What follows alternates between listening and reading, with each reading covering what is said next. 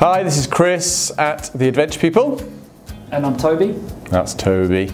And we're just making a quick video today to cover off some frequently asked questions that we receive from you, our beloved customers, quite regularly.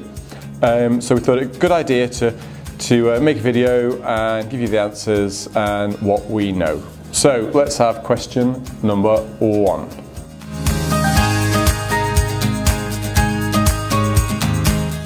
So the first thing to explain here is the trips we sell are predominantly, although there are some exceptions, but predominantly small group tours. So there's you and a few other people. Yeah, average size is probably 10 to 16, I'd say. It varies. The average age is probably, well, it depends on the trip. Depends on the trip, yeah. Yeah, we have some trips which are 18 to 39. Yeah. We have some trips which are catered to maybe 40, 50-year-olds. Rather. Yeah, I think broadly, if your minimum age is 2 and the maximum age is 99, most of our customers are kind of around late 30s, 40s, but that's a real generalisation. So you get these 18 to 39 trips, and people are generally, 25 to 35, typically. There are, obviously 18 to 39. And then we get customers who are over 60, for example. Cycling in Vietnam is quite popular for that, to from kind of like 21. So, but we can always find out, that's the thing. Yeah, I think the thing to realise is if you do want to find out exactly who is on your group, get in contact with us and we can go straight to the tour operator for the dates you want, the tour you want, find out who's already booked on that trip. We can find out the age ranges, the gender split, we can find out the nationalities, whether they're solo travellers, couples or families, and we can just let you know before you book or after you book. And the reason we don't put all of this on the website is because, of course, it can change by departure date. Plus it can change if people cancel or more people book. So because it's a kind of moving information, we can't have it on the website across all 5,000 trips. So contact us.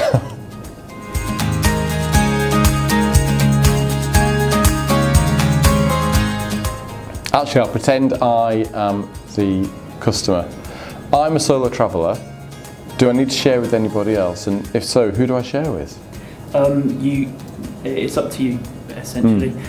So almost all of our trips are catered for twin share rooms. So what will happen is, if you're a solo traveller, you will go onto your tour and you'll be paired up with someone of the same gender who's on your tour. So you'll be sharing a twin room with them. Typically the same age or as close as. Typically, yeah. It's not always the case, but typically. Yeah, in the event that you'll have odd numbers, so you'll have an odd amount of female passengers, you will maybe get a room on your own for select nights. If you did want to ensure your own room throughout the whole tour, get in touch with us, because on most of our tours you can pay a supplement to have your own room. Yeah, you can see it on the website on most trips. I think under the key details it says your own room from. If you were to go through to the booking page, you'll have a choice where and the default is selected to share with somebody else, but you can pay a little bit more to get your own room if you wish.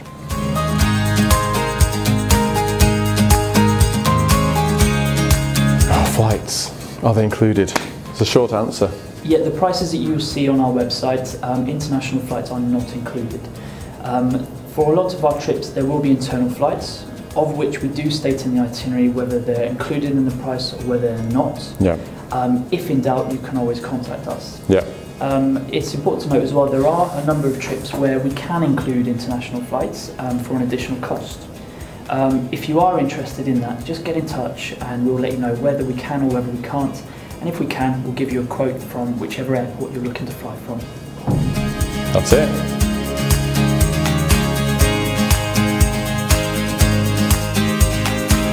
Do we have an ATOL licence?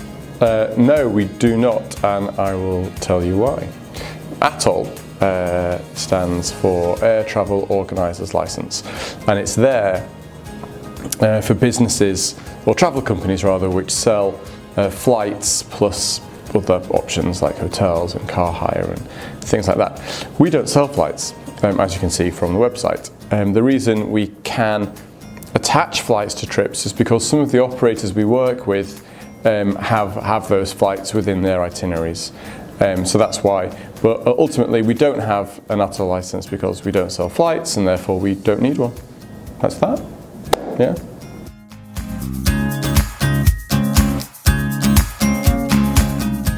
Oh yeah, so lots of people like to pay a deposit, and then, well, pay a deposit and then you've got a choice, haven't you? You can pay the full amount a bit further down the line, 60 days to departure, the balance is due. Or we do offer monthly instalments. How do they work? Yeah, you can discuss it with us once you've made the booking or before you've made it. Just let us know exactly how you'd like to pay. So whether you want to pay every month or pay in three instalments, 4 instalments, whatever works for you, just let us know and we'll cater it for you.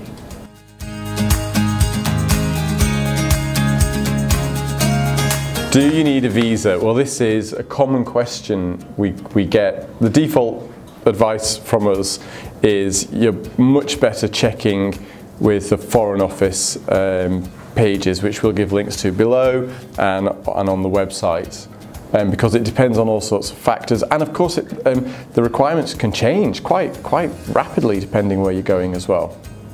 Yeah, I think ultimately the message from us is it is the responsibility of the traveller. So please do go out and do your research before booking your trip to make sure you're eligible and you've left enough time to secure your visas. Yeah, that is a good point. So some visas can take quite a long time to get. So I remember going to Russia and India, and those two stand out because the visa application took quite some time. You can often pay companies like intermediaries like a small fee, like £5 or £10, and they kind of process it for you, which I think I did in both cases actually. But nonetheless, even so, it was all kind of new, and yeah, it could take a long time. So definitely build in the time. And yeah, I think that's it. Yep. Yep.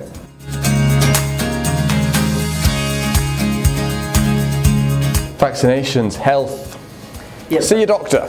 Yeah, vaccinations, check with your GP. We don't have current advice, so the best thing to do is check with your GP. Yeah, well, definitely, because also everyone's different. So it depends on medical history and your general level of fitness, and if you've had any kind of infection disease before. I mean, there's so much. There's no way we could give you medical advice. So definitely check with the GP. That is what we would always say. Yeah, and also with the Foreign Office as well, they'll have, if you go on their website, they'll have every single country, and under that they'll have entry requirements. And under vaccinations, often they'll say whether you need certain things like a yellow fever certificate. Yeah. So if you do, you know straight away, go to your GP and ask for one. Yep.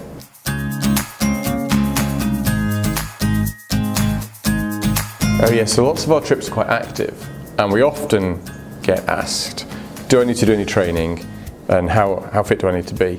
So I think the vast majority of trips don't require any training. So that's okay. However, there are some where we might recommend it. And actually we're going to have some videos in the not too distant future of kind of training programs, etc., and exercises. So you'll see Toby and I, maybe Linda behind the camera, all getting put through our paces by a trainer. But anyway, that's coming in the future. But the vast majority is open to everyone, I think. Yes, it's very much a self-assessment thing. If you like the look of the trip and you're worried about whether you're fit enough, get in contact with us, because what we'll do is we'll give you an outline of exactly what the trip entails. So if it's a hiking trip, we'll tell you how many miles you'll be doing, what the rough pace is of the trip, the age ranges and the general ability of the other people on the trip. Yeah.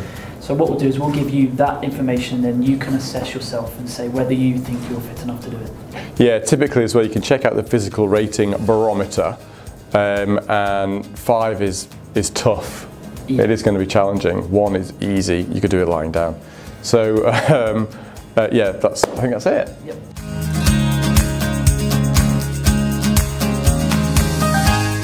How do the physical ratings work? We've just touched on this. So on the website we've got physical rating from 1 through to 5. 1 is easy, 5 is hard. Have we got some examples, do you think? What would be 5? Everest Base Camp would be 5. Yeah, 5s will be your climbs. So Stock Kangri and Mount Everest, things like that will be your maximum level of fitness. Yeah, then you get treks like kind of high altitude treks like The Inca Trail would be 4. So most people can manage it. You probably don't need any training to do it, depends on the person, but it's not going to be a complete walk in the park. It's not going to be relaxing on the beach. But then you go back down to kind of like 1 and 2, where it isn't far off from relaxing on the beach. They're pretty easy. Yeah. You're not going to be exhausted or anything like that. Yeah, there'll be exploring city tours and things like that. Yeah. And then you'll get your middle grounds where you do maybe a bit of like kayaking in Croatia, that sort of thing, like 3. Yeah. If in doubt, just speak to us on chat or give us a call. We can give much more detail on any given trip. So if anyone has any questions, please comment below, and we can just keep making these videos. So there might be specific topics like Everest or like Japan, or I don't know. There's a whole universe of questions. And then Sherpa Toby, the fountain of knowledge of adventure travel, and we'll be able to answer those questions, and I can attempt to. Finally, just remember to check out all the videos we already have. Check out the YouTube channel. Please subscribe to us, and that would be wonderful. And hope to hear from you very, very soon. Indeed. Bye. Bye-bye.